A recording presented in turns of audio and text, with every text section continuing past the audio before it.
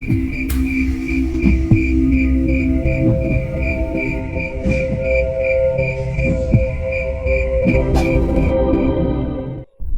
aslinya di alam gaib memang siluman ular buntung. Tetapi bila sudah di alam manusia atau sudah ditundukkan, maka ia akan kembali berubah sesuai dengan fungsinya. Nah, kalau yang ini, kata bapak sambil menunjukkan bungkusan kain hitam yang berisi kepala tombak jelmaan dari siluman ular buntung.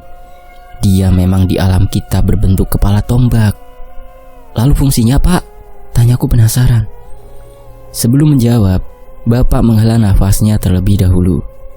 Ini makhluk bisa membunuh targetnya hanya dengan sekali hajar. Dan itu sangat berbahaya sekali, jawab bapak. Menghajar? Tanyaku tak mengerti. Maksudnya gini, Nang. Kalau misalkan kamu ada yang jahatin dan kamu punya tombak ini, kamu cukup sebut nama serta nama binnya. Dijamin orang itu langsung meninggal dengan cepat. Tapi, kata bapak menggantung. Tapi apa, Pak? Jasadnya memang mati, tetapi ruhnya akan jadi budak dari siluman ular buntung ini. Sampai kapan, Pak? Sampai ajalnya yang sesungguhnya yang sudah ditentukan datang. Tapi buat si penghuninya juga pasti ada akibatnya kan, Pak? Ya pasti, jawab bapak tegas. Nantinya, setiap kali tombak ini digunakan, itu akan mengurangi jumlah usianya selama beberapa bulan. Dan bila nantinya meninggal, maka si penggunanya juga akan menjadi budak di alam gaib selama waktu yang diambil. Widih, ngeri banget tuh, kataku ngeri.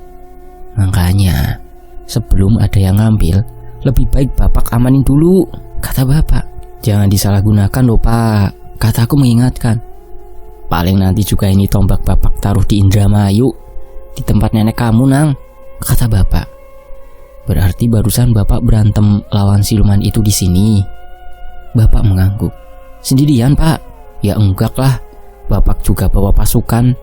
Kan siluman ular buntung ini rajanya di daerah sini, jawab bapak. Widih, perang besar-besaran dong, Pak. Bapak mengangguk. Tuh, di bagian dalam berantakan, tunjuk bapak ke arah depanku. Dan aku sangat terkejut melihat keadaan yang demikian parahnya. Sebuah aula yang tak kalah besarnya tampak berantakan, bagaikan dilintasi oleh angin puting beliung. Semuanya tampak morat-marit, dan semakin kuperhatikan, semakin tampak jelas kerusakan itu. Tapi kok sekarang cuma ada bapak doang di sini? Tanyaku. Pada kabur pas rajanya bapak kalahkan, jawab bapak. Lalu anak buah bapak, sebagian ada yang balik, sebagian berjaga-jaga di luar area villa. Kami lalu terdiam. Aku duduk sambil terus mengamati bungkusan yang bapak bawa, yang katanya berisi kepala tombak perwujudan dari siluman ular buntung, penguasa wilayah ini. Tiba-tiba saja, secercah ide muncul di benakku, dan ide itu langsung aku utarakan kepada bapak. Secara singkat aku menjelaskan bahwa saat ini aku sedang mencari keberadaan dari temanku, Yusuf, yang ditahan oleh seorang penguasa gaib di wilayah kaki Gunung Slamet. Dan tak lupa, aku juga menceritakan kronologi selengkapnya, kenapa Yusuf sampai ditahan oleh mereka. Setelah aku bercerita, bapak kemudian merenung sambil menatap bungkusan yang ia bawa. Dari ceritamu, apakah kamu berniat menggunakan siluman yang sudah bapak kalahkan ini untuk mengetahui di mana keberadaan dari temanmu itu? Aku mengangguk. Agak susah sih, karena biasanya sesama makhluk gaib itu saling menghormati teritorial satu dengan yang lainnya. Apalagi jika ceritamu itu benar, kalau si Yusuf sudah membuat kekacauan di saat mereka melakukan acara reunion sesama makhluk gaib antar kerajaan pula, kata bapak. Mendengar itu aku langsung lemas. Apakah memang nasib Yusuf sudah digariskan seperti ini? Entahlah. Bapak yang melihatku lemas segera menepuk pundakku kencang, sampai-sampai aku terdorong dan jatuh. Kamu tenang aja, Nang. Kan di sini sudah ada bapak. Insya Allah bapak akan bantu kamu, katanya sambil tersenyum. Aku yang mendengar kalimatnya langsung bersemangat. Ayo bangun, Masa penerus bapak lemes gini? Nanti si Reksodono gak bakalan nurut sama kamu, Nang. Aku pun ikutan tersenyum. Kita siap-siap dulu sambil nunggu kedatangan seseorang, kata bapak. Siapa? Tanyaku penasaran. Dan sebelum bapak menjawab pertanyaanku, sebuah suara terdengar beruluk salam. Assalamualaikum. Seseorang beruluk salam. Kami berdua menoleh ke arah sumber suara. Dengan perlahan, sosok itu berjalan mendekat ke arah kami. Kemudian setelah mendekat, samar-samar, aku seperti pernah melihat wajahnya. Udah siap, Kok? Tanya orang yang baru datang itu. Seorang laki-laki yang mungkin seumuran dengan bapak. Kulihat bapak mengangguk. Dan aku teringat dengan seorang laki-laki paruh baya yang pernah aku temui hampir setahun yang lalu. Seorang laki-laki yang memiliki anak perempuan bernama Mianka. Mang Ujang, sapaku kepada beliau. Aku lalu mendekatinya dan mencium tangannya. Laki-laki itu, Mang Ujang, tersenyum sambil menepuk-nepuk pundakku. Kamu itu kena masalah apa lagi sih, Nang? Tanyanya sambil tersenyum. Aku hanya bisa mengangkat bahu. Iya, nggak tahu juga ini, Mang. Namanya musibah kan kita nggak akan tahu. Jawabku pelan. Mang Ujang tertawa. Bawa apa itu, Mang? Tanyaku kepada Mang Ujang saat aku melihat beliau ternyata membawa sesuatu di tangan kanannya. Mang Ujang segera mengangkat tangan kanannya yang sedang menggenggam sebuah bungkusan agak panjang. Oh, ini pesanan bapakmu, Nang? Jawab Mang Ujang. Mang Ujang lalu menyerahkan bungkusan itu kepada bapak. Bapakku segera menerima dan membukanya. Saat aku melihat wujud dari benda yang dibawa oleh Mang Ujang, aku mengernyit heran, karena memang aku tidak tahu apa namanya. Benda itu terbuat dari kulit, entah kulit apa, yang pasti agak tebal dan berwarna kecoklatan. Bentuknya seperti sabuk pada umumnya, hanya saja lebih lebar dan lebih pendek. Mungkin kalau dikira-kira panjangnya hanya sekitar 30-40 cm, dengan ketebalan sekitar 5 cm. Kulihat bapak menimang-nimang benda itu sesaat, lalu menciumnya. Bapak mengeluarkan suara seperti orang ingin muntah. Gila kamu, Jang, kok bisa begini? Ini kan pemberian dari Kiai. Pasti kamu tidak dirawat kan? Kata bapak sambil menjauhkan wajah dari benda itu. Hehehe. Mang Ujang tertawa. Lagian gak pernah dipakai, Gok. Gak ada yang cocok. Jadi ya selama 20 tahun ini, benda itu aku simpan saja di gudang rumahku. Dian, kata bapak. Udah, misu-misu mulu. Yang penting kan khasiatnya, kata Mang Ujang. Bapak lalu menyerahkan benda itu kembali ke Mang Ujang. Bapak sendiri kemudian mengeluarkan bungkusan kain hitam yang berisi tombak siluman ular buntung. Lagi-lagi, hawa dingin menguar saat tombak sakti itu dikeluarkan dari bungkusan. Aku secara refleks sedikit melangkah mundur.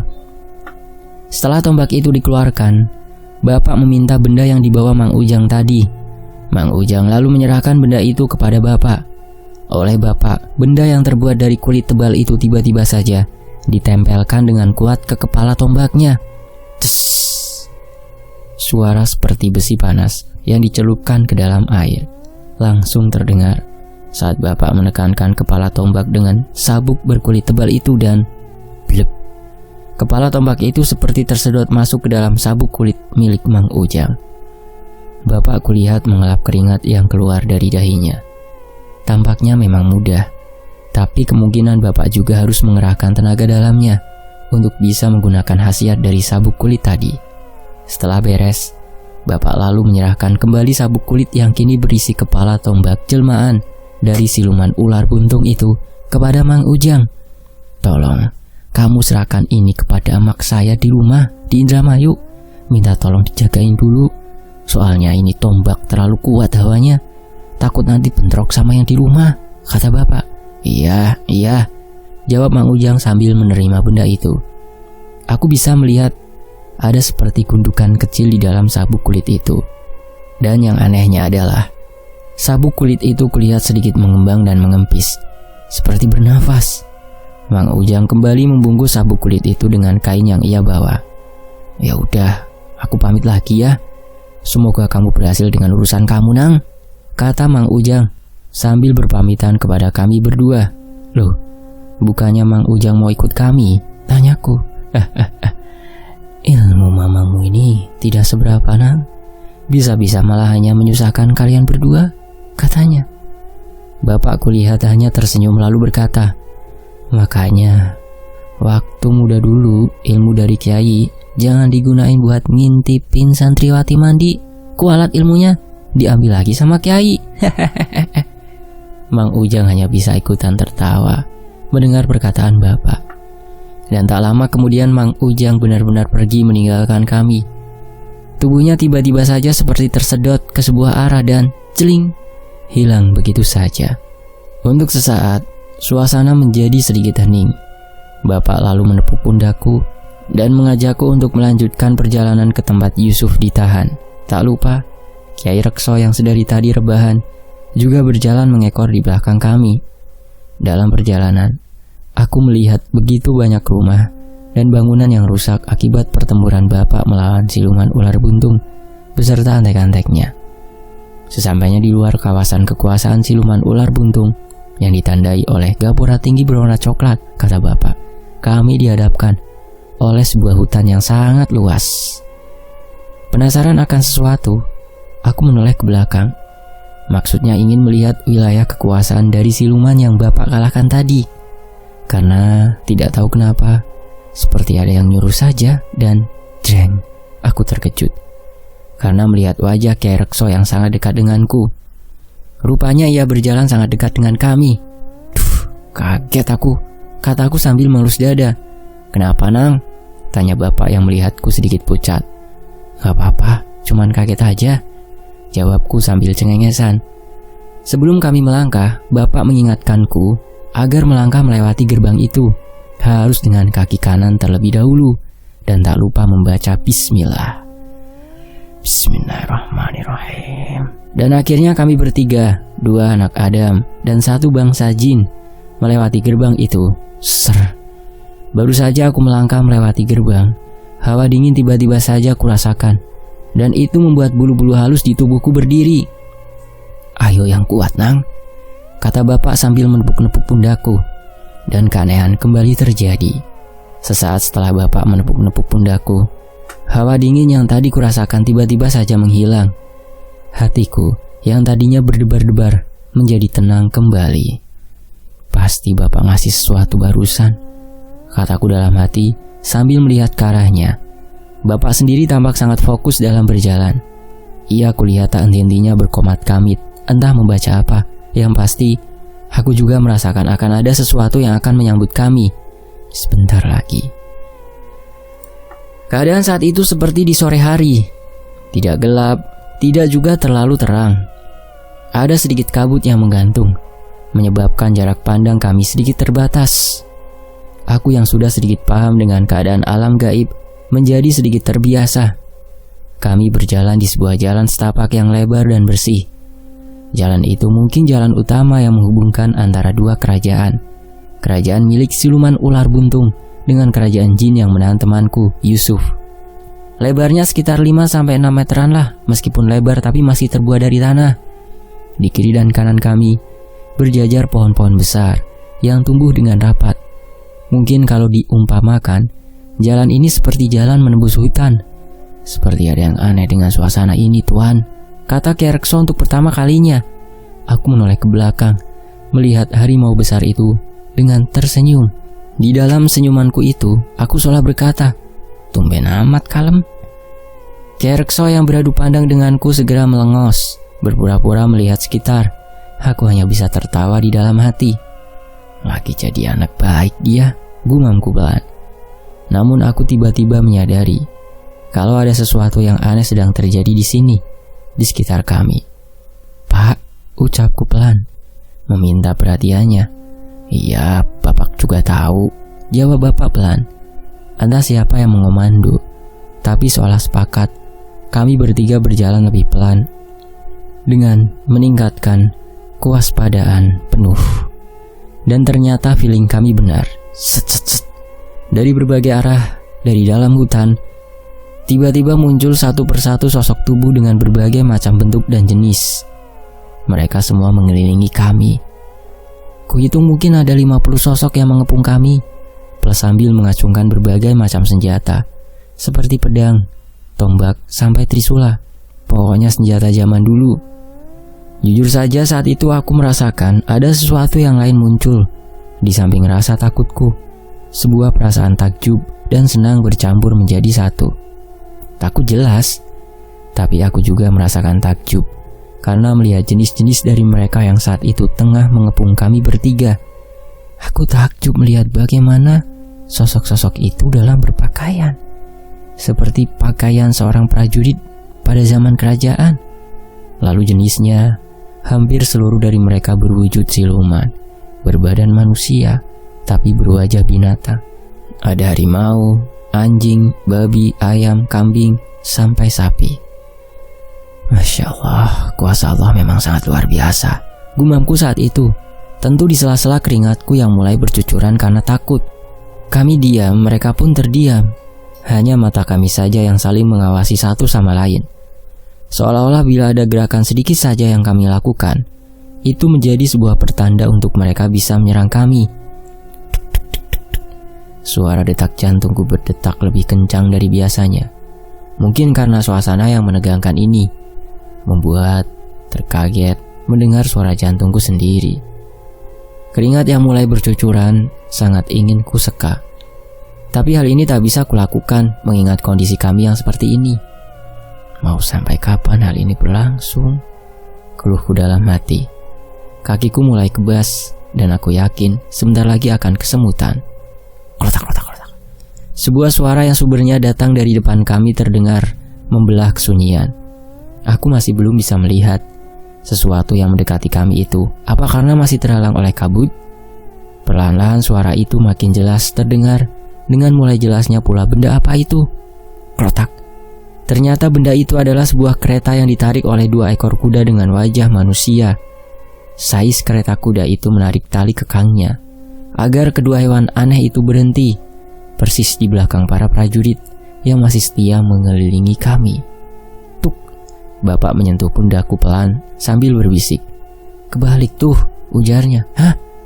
Tuh, kata bapak lagi sambil matanya mengarah ke arah kereta yang sudah berhenti. Aku masih agak bingung. Akhirnya ikut melihat ke arah kereta kuda yang ditarik oleh kuda berwajah manusia itu. Awalnya samar, karena aku memang penderita rabun jauh. Tapi saat aku lebih memfokuskan pandanganku ini, aku hanya bisa mengumpat di dalam hati. Ternyata, sais dari kereta kuda itu adalah sesosok manusia dengan kepala kuda. Dunia di alam gaib memang serba aneh. Aku, bapak, dan juga Kiai Rekso masih berada di tengah-tengah lingkaran para siluman itu saat kereta kuda itu berhenti. Lalu, krek, sais kereta itu turun. Dari kedua tangannya, tiba-tiba saja muncul 2 buah kantong kain hitam yang kemudian ia pakaikan untuk menutupi kepala 2 ekor kuda berkepala manusia itu. Dan untuk selanjutnya, ia berjalan ke arah kami. Para siluman yang tengah mengepung kami membuat jalan agar sosok manusia berkepala kuda itu bisa lewat dan mendekati kami. Apakah ini pemimpinnya? Tanyaku dalam hati. Aku melirik ke arah bapak. Beliau kulihat sudah tidak komat kamit lagi. Wajahnya sudah santai, bahkan terkesan tenang dan berwibawa. Keren juga nih orang tua. Kayaknya bapak yakin bisa ngalahin siluman ini, ucapku dalam hati sambil melihat siluman kuda itu yang berjalan dengan langkah tenang. Apa dia masih belum sadar kalau ada Bang Jago di sini? Senyum sinisku mulai mengembang karena aku kini sudah mulai yakin bahwa bapakku pasti bisa mengalahkannya. Dan kelak, siluman kuda itu kini berdiri persis di hadapan kami. Tubuhnya sangat tinggi karena kepalaku saja hanya sebatas dadanya. Tiba-tiba, muah, kontol. Kiai Rekso tiba-tiba saja mengaum dengan keras, disusul oleh bapak yang keluar latah joroknya. Siluman kuda yang tadinya berdiri gagah di hadapan kami, tubuh tingginya terpental ke belakang. Pun begitu dengan para prajurit siluman itu. Mereka langsung berloncatan mundur dengan meningkatkan kewaspadaan penuh. Semua senjata kembali teracung kepada kami. Kampret, plak. Bapak yang kaget langsung memukul kepala Kyai Rekso. Sedangkan aku sendiri hanya bisa berdiri mematung sambil memegangi dadaku yang berdetak kencang karena kaget. Jangan bikin kaget orang, bentak bapak marah sekaligus malu. Kyai Rekso hanya menundukkan kepalanya saja. Oh ya, kalian tentunya masih ingat kalau aku dan juga bapak masih dalam bentuk sukma, bukan? Nah, ternyata bapak mengambil keputusan cepat. Bapak langsung meraih tanganku dan wush. Dalam sekejap kami berdua telah berdiri di atas kereta kuda itu. Para siluman itu masih belum sadar kalau kami berdua sudah berada di atas kereta. Hanya Kyai Rekso sajalah yang tertinggal di sana. Duduk nang, kata bapak pelan. Aku duduk dan apa yang kuduga ternyata benar. Bapak berniat untuk mencuri kereta ini. Itu terbukti saat bapak dengan cepat meraih tali kekang kereta dan mulai menggerakkannya. Ternyata bapak mahir dalam mengendalikan kereta kuda itu. Ditambah lagi, karena kepala kedua itu telah ditutupi oleh sebuah kantong kain yang membuat mereka tidak bisa melihat siapa orang yang memberikan perintah ini. Si siluman kuda itu kulihat yang pertama kali menyadari bahwa kami berdua telah berada dan berniat mencuri kereta kudanya. Tapi Kyai Rekso yang sengaja bapak tinggal di sana tidak tinggal diam. Tubuh Kyai Rekso langsung berubah menjadi wujud manusianya yang pernah aku lihat di mimpiku, seorang laki-laki parubaya dengan tubuh kekar. Kyai Rekso mengamuk. Yang pertama ia incar adalah siluman kuda yang berniat untuk mengejar kami. Hanya dalam sekali lompatan, ayunan tangannya langsung menghajar kepala dari siluman kuda itu. Prak! Kepalanya langsung pecah berantakan. Tak ada suara cara yang keluar dari mulut siluman kuda itu. Jujur aku tidak tahu apakah ia memang beneran mati atau tidak. Aku yang saat itu duduk di samping Pak Kusir alias bapak bertanya, Pak, kalau kita bisa kayak tadi kenapa gak dilakuin dari awal? Kayak tadi gimana nang? Tanya balik bapak. Yaitu yang shoot terbang cepat gitu, kataku. Oh itu, kata bapak lalu tertawa. Kan dulu udah pernah bapak bilang, ngapain cepet-cepet kalau biasa aja, mendingan kayak gini. Keren kan kayak di film-film kolosal. Ada seninya, hehehehehe, kata bapak lagi. Aku hanya bisa menggelengkan kepala saja dengan sifat bapak ini.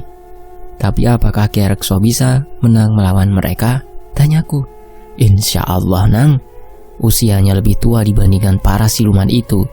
Jadi tingkat kesaktiannya juga lebih tinggi dari mereka, jawab bapak dengan yakin. Amin. Aku lalu memperhatikan keadaan di kiri dan kananku. Semuanya masih saja berbentuk hutan lebat. Tapi ada semacam aura yang pekat mulai kurasakan. Aku kemudian refleks memegang dadaku, karena rasanya di bagian situlah yang mulai terasa sesak. Bapak menyadari hal ini. Kamu merasa sakit di dada? Tanyanya. Aku mengangguk. Aku tak bisa menjawab pertanyaan bapak, karena jantungku semakin lama semakin sakit. Seperti ditusuk-tusuk jarum saja rasanya. Bapak menarik tali kekang kudanya. Kedua siluman itu sedikit melonjak karena bapak menghentikan dengan paksa laju keretanya. Hadap bapak, kata bapak cepat. Aku menuruti perkataannya. Aku kemudian duduk menghadap beliau. Angkat tangan kamu sejajar dengan tangan bapak. Aku menurutinya. Tahan ya nang, paling cuma semenit kok, kata bapak lagi. Aku mulai curiga, tapi semuanya sudah terlambat. Bapak menekan telapak tanganku di bagian tengahnya dengan ibu jari. Aku langsung menjerit kesakitan karena ada sesuatu yang menjalar dan secara paksa masuk ke dalam tubuhku melalui kedua telapak tanganku. Aku merasakan sesuatu itu merobek-robek urat nadi di kedua tanganku ini. Panas dan sakit sekali. Tak selang berapa lama, hawa panas itu berganti menjadi hawa dingin dan rasanya parah. Kalau mau dibayangkan, itu kayak kalian kehausan terus minum air putih dingin dari botolnya langsung. Pasti kalian gak sabar sampai ada bunyi gluk-gluk-gluknya. Nah seperti itulah yang tanganku rasakan. Gelombang demi gelombang hawa dingin itu tanpa bisa kucegah. Entah sudah berapa kali aku berusaha untuk melepaskan diri dari jempol bapak, tapi tanganku seperti sudah dikasih lem super dengan jempol bapak. Sehingga rasanya sulit sekali, hingga akhirnya aku memasrahkan diri saja. Dan suara jeritanku sepertinya mengagetkan kedua kuda berkepala manusia itu. Keduanya sontak melonjakkan kaki-kaki mereka. Sepertinya kedua siluman itu sadar bahwa yang menaiki kereta itu bukanlah tuannya. Tapi bapak tak acuh, ia masih saja terus menekan telapak tanganku. Padahal anak pertamanya ini sudah berteriak-teriak syahdu plus manja. Hingga akhirnya 1 menit yang paling menyakitkan di dunia itu berakhir. Aku langsung bersender di kereta, lemes, capek. Bapak sendiri langsung bersikap seperti orang bersemedi. Bapak tampak mengatur nafasnya yang juga memburu. Aku menengadahkan kepalaku ke atas. Mataku melotot demi melihat apa yang ada di atas sana. Aku bukan ketakutan, hanya terkejut dengan pemandangan ini. Di atasku hanya berjarak 2 meter, tengah melayang sosok yang sama persis sepertiku. Bahkan pakaiannya juga sama dengan yang saat ini kukenakan. Ingat akan sesuatu, aku langsung menoleh ke arah kiri. Ada. Di sebelah kiriku juga ada sosok yang menyerupaiku. Ia berdiri sambil senyum-senyum plus berkacak pinggang. Jangan-jangan. Aku menoleh ke arah kanan. Dan seperti dugaanku, di sana juga ada sosok yang juga sama sepertiku. Ia berdiri sambil menepuk-nepuk tubuh siluman kuda itu. Kalau ini beneran, pasti ada satu lagi, kataku dalam hati. Aku melihat ke sekelilingku, mencari apakah masih ada satu sosok lagi yang mirip denganku. Nihil, tidak ada lagi. Bahkan aku sampai turun dari kereta kuda dan melihat ke kolongnya, tetap tidak ada juga. Lah, masa cuma 3? Bukannya sedulur papat itu artinya ada 4 ya? Tanyaku dalam hati. Kamu nyari kembaranmu yang satu lagi, Nang? Tanya bapak. Kulihat beliau sudah membuka matanya kembali. Aku mengangguk. Kan ada di sini, kata bapak sambil menunjuk perutnya. Oh, kataku yang langsung ingat dengan perkataan bapak bahwa ari-ari bayiku telah bapak makan sesaat setelah aku lahir. Karena kamu masih belum punya cukup kekuatan. Apa kamu masih belum bisa memanggil yang satu ini? Kata bapak. Aku mengangguk paham. Terus yang tadi bapak lakuin itu apa? Tanyaku mengingatkan bapak akan kejadian barusan. Bapak hanya memasukkan sedikit kemampuan bapak untuk memaksa bangun ilmu sedulur papat yang saat ini sedang kamu amalkan. Sebenarnya dalam tahapan kamu yang sekarang ini, kamu hanya baru bisa merasakan saja, belum bisa melihat apapun atau berkomunikasi secara langsung dengan saudara-saudara gaibmu ini. Jawab bapak. Jadi ini hanya sementara? Tanyaku. Bapak mengiyakan. Ketiga, saudara gaibmu ini sekarang bisa kamu suruh melakukan apapun. Bahkan kalau bapak boleh bilang, masing-masing dari mereka itu setara dengan si Reksodono. Wah, keren, kataku berdecak kagum. Tapi ingat, karena kemampuan ini dipaksa bangunkan sebelum waktunya, maka kamu masih belum bisa menggunakannya dengan leluasa. Kamu juga harus menghemat energimu. Jadi, panggillah mereka hanya saat dibutuhkan saja. Tidak perlu 3-3-nya, cukup 1 saja. Tergantung situasi dan kondisi keadaan nantinya, kata bapak panjang lebar. Terus cara buat manggil mereka gimana, Pak? Kamu sudah hafal semua amalan yang pernah bapak berikan tentang ilmu sedulur papat ini kan? Tanya bapak balik. Iya hafal, Pak. Nah, kamu cukup baca pembukanya saja, ditambah kalimat hadir. Udah gitu aja. Terus kalau buat ngilanginya lagi gimana, Pak? Kamu cukup bilang terima kasih dan kembalilah. Udah gitu aja, jawab bapak. Aku mengangguk dan tersenyum. Langsung praktek kataku dalam hati. Lalu dengan hati yang berdebar-debar, aku lalu memulai percobaanku. Terima kasih sudah datang. Kini kalian kembalilah, kataku pelan. Wush. Hanya dalam sekejapan mata, ketiga sosok kembaranku itu lenyap masuk ke dalam tubuhku, hanya meninggalkan sedikit jejak asap kebiruan di belakangnya. Sekarang coba kamu panggil, Nang, kata bapak. Aku pun lalu berkomunikasi dengan mengucap bismillah. Aku kemudian mengucapkan kalimat panggilan. Bismillahirrahmanirrahim. Kun fayakun. Kata Nabi besar Muhammad SAW. Rabbukum, yaiku sang ratu Kopcok, sang ratu herang putih, kulan jaluk tulung, ke anak batin, kadulur batin, hadir. Hush. Kembali sebuah angin lembut tiba-tiba saja keluar dari tubuhku dan ya, ketiga sosok gaib kembaranku kembali muncul. Subhanallah, Masya Allah, gumamku senang. Lumayan ganteng juga ternyata aku ini, kataku lagi sambil senyum-senyum. Udah belajarnya, hemat energi Munang. Sekarang masukkan lagi mereka ke tubuhmu. Panggil lagi saat kamu membutuhkan bantuan mereka, kata bapak. Oke pak. Lalu aku memanggil pulang mereka kembali. Setelah dirasa cukup, bapak berniat untuk melanjutkan perjalanan kembali. Namun kedua siluman kuda berkepala manusia itu ternyata enggan untuk diajak bekerja sama. Dan keduanya ternyata dapat berbicara layaknya manusia normal pada umumnya. Kami berdua lebih baik mati daripada menuruti perintah manusia hina macam kalian, kata salah satu dari kedua siluman itu tegas. Oh, bapak lalu dengan santai turun dari kereta itu. Kemudian dengan santainya bapak membuka kain penutup kepala mereka. Manusia hina? Ejek salah satu dari kedua siluman kuda itu saat ia melihat bapak yang berdiri di depan mereka. Tanpa banyak bicara lagi, bapak segera menjentikan jarinya. Cetak, jreng. Puluhan, bahkan mungkin ratusan makhluk gaib dengan berbagai macam bentuk dan ukuran tiba-tiba saja berdiri di belakang bapak. Hawa yang sangat kuat memancar dengan tiba-tiba dan memenuhi tempat itu. Tekanan yang tiba-tiba ini bahkan membuatku terjatuh dari kereta. Bagaimana? Tanya bapak. Kami siap mematuhi perintah Tuhan, jawab keduanya sambil sedikit menekuk kaki depannya. Bersambung.